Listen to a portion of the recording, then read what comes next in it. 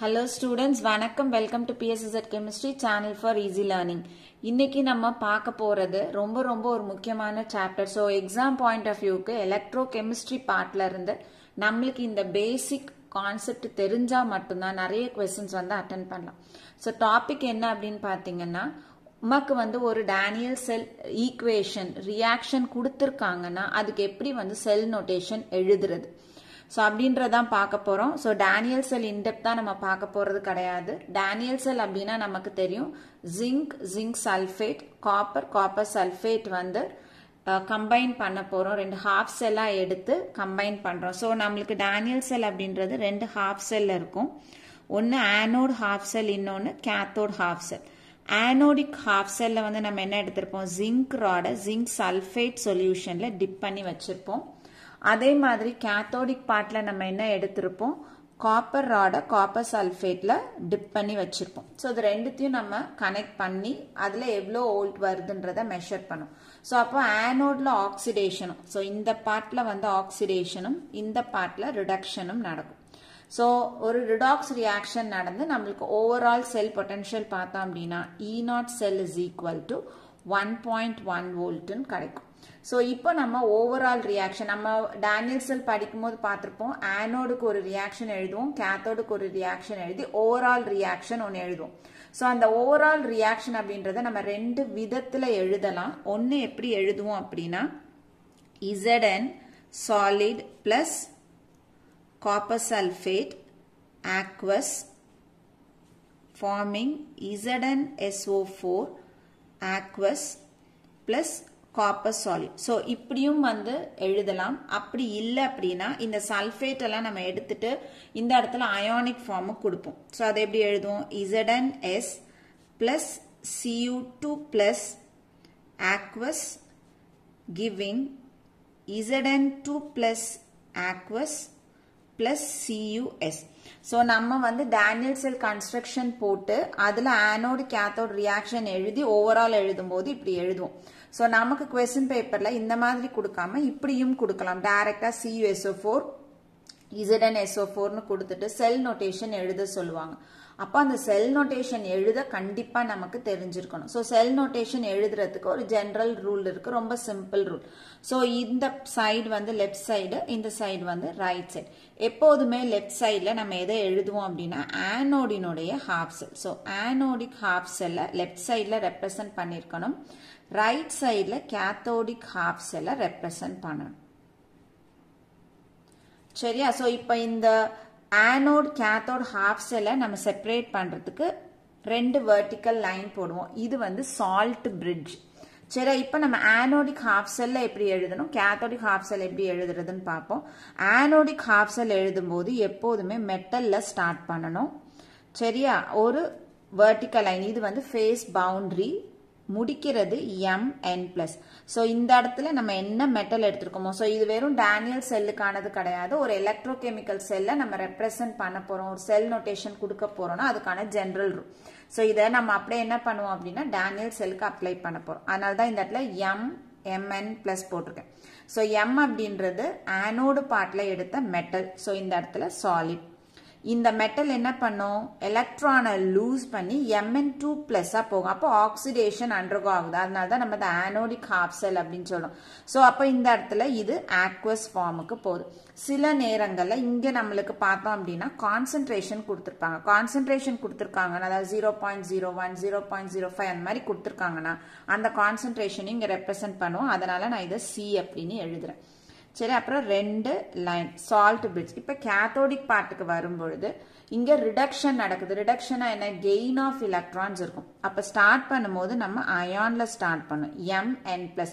So concentration கொடுத்துருக்காங்கன்னா C represent பண்ணுங்க, இல்லைன்னா ஆக்வஸ். ஃபேஸ் பவுண்டரி, இது எலக்ட்ரானை n நம்பர் ஆஃப் எலக்ட்ரான்ஸை கெயின் பண்ணி இது என்ன பண்ணுது, M மாறுது, மெட்டலா மாறுது. ஸோ போய் டெபாசிட் ஆகும் கேத்தோடு. சரி, ஸோ இதுதான் வந்து நம்ம ஜென்ரல் ஃபார்ம். இதுக்கப்புறம் நம்ம என்ன எழுதணும், நம்மளுக்கு அந்த கொஸ்டின்ல பார்த்தோம்னா இந்த மாதிரி செல் பொட்டன்ஷியல் கொடுத்துருப்பாங்க. எவ்வளோ கொடுத்துருக்காங்களோ அதை E0 செல் இஸ் ஈக்குவல் டுன்னு போட்டு இந்த சைடு எழுதணும். ஸோ ரைட் எண்டில் E0 செல் எழுதணும். இப்படி தான் வந்து ஒரு எலக்ட்ரோகெமிக்கல் செல்லுக்கான செல் நோட்டேஷன் நம்ம எழுதணும். இப்போ நம்மளுக்கு டேனியல் செல் கொடுத்துருக்காங்க. டேனியல் செல்னா நம்மளுக்கு ஜிங்க் சல்ஃபேட், காப்பர் சல்ஃபேட், இதுதான் நம்மளுக்கு. இப்போ நம்ம ரியாக்ஷன் கொடுத்துட்டாங்க. இப்போ இந்த மாதிரி நம்மளுக்கு ஒரு ஈக்குவேஷன் கொடுத்துருக்காங்கன்னா நம்ம ஃபர்ஸ்ட் இதுல ஆக்சிடேஷன் எதுன்னு தெரிஞ்சிருக்கணும், ரிடக்ஷன் எதுன்னு தெரிஞ்சிருக்கணும் வித் ஆக்சிடேஷன் நம்பர். ஸோ நம்ம ஸ்டார்ட் பண்ணோம்.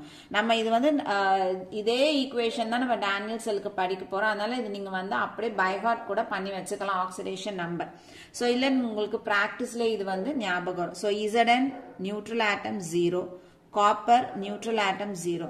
ஸோ அப்போ இந்த இடத்துல இது SO4 2 மைனஸ், அப்போ இந்த இடத்துல Cu 2+, இது SO4 2 மைனஸ், Zn 2+. ஸோ அப்போ இந்த இடத்துல என்ன இருக்கு, Zn 2+ போயிருக்கு. ஸோ ஆக்சிடேஷன் இந்த இடத்துல. ஸோ ஆக்சிடேஷன் இது ஆனோட் பார்ட்.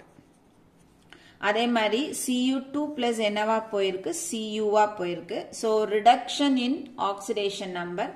ஸோ அதனால இந்த இடத்துல இது வந்து ரிடக்ஷன் அப்படின்றதுனால இதை நம்ம கேத்தோட எடுத்துக்கணும். சரியா? ஸோ இவ்வளோதான் உங்களுக்கு தெரியணும். இது தெரிஞ்சிருச்சு அப்படின்னா மீதி நம்ம செல் நோட்டேஷன் அப்படியே எழுதிடலாம். இப்போ ஸ்டார்ட் பண்ணும்போது ஆனோட்ல ஸ்டார்ட் பண்ணோம். இதுதான் நம்மளுக்கு ஆனோட். Znல இருந்து Zn 2+. ஸோ ஃபர்ஸ்ட் மெட்டல் எழுதணும். ஸோ மெட்டல் எது, Zn சாலிட், ஃபேஸ் பவுண்டரி ஒரு சிங்கிள் லைன் போடுறோம். அதுக்கப்புறம் இது என்னவா கன்வெர்ட் ஆயிருக்கு, Zn 2+. ஸோ இங்க கான்சென்ட்ரேஷன் இல்ல, ஆக்வஸ் கொடுக்குறேன். சால்ட் பிரிட்ஜ் போட்டாச்சு. அடுத்தது கேத்தோட்ல அயான்ல ஸ்டார்ட் பண்ணணும். ஸோ அப்போ எங்க ஸ்டார்ட் பண்ணணும், Cu2+ ஆக்வஸ் என்னவா போகுது, இது Cuவா போகுது. ஒரு கோடு போட்டு Cus. ஸோ E0 செல் கொடுத்துருக்காங்க. E0 sell is equal to 1.1 volt. So இப்படி இதை ரெப்ரசன்ட் பண்ண. ஸோ இந்த மாதிரி ஃபுல் ஈக்குவேஷன் கொடுத்துருந்தாங்கன்னா நீங்க செய்ய வேண்டியது எந்த பார்ட்ல இருந்து எது போகுது, இதனுடைய ஆக்சிடேஷன் நம்பர் மட்டும் தெரிஞ்சு எழுதிட்டா போதும். இல்ல நமக்கு இந்த மாதிரி அயானிக் ஃபார்ம்லயே கொடுத்துருக்காங்கன்னா பிரச்சனையே இல்லை. அப்படியே Zn 2+ போகுது, Cu2+ Cuவா போகுது. ஸோ நமக்கு தெரிய வேண்டியது எது ஆனோடு எது கேத்தோடுன்னு நீங்க டேனியல் செல் கிளியரா இருந்தீங்கன்னா இந்த பார்ட் எழுதிடலாம்.